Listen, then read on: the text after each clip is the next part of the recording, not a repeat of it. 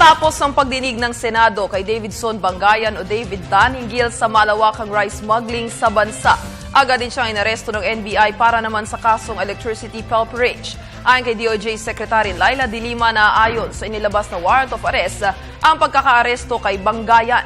Balitaan mo kami, Noel Perfecto.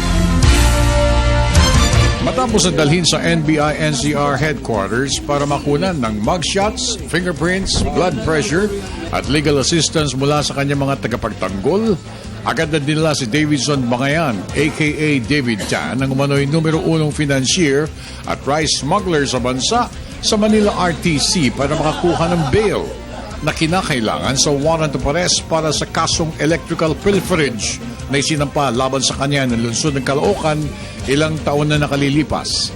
Kasama ang kanyang battery of lawyers mula sa Senate hearing.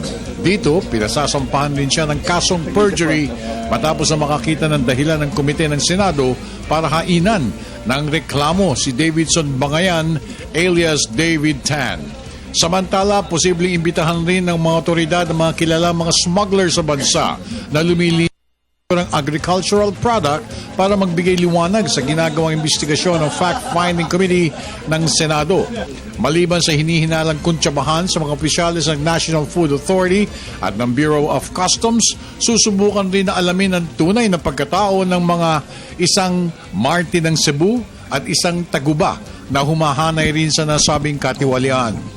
Sisimulan na rin ng Commission on Audit ang isang fraud audit sa NFA kaugnay ng mga transaksyones mula sa nakaraang 5 taon.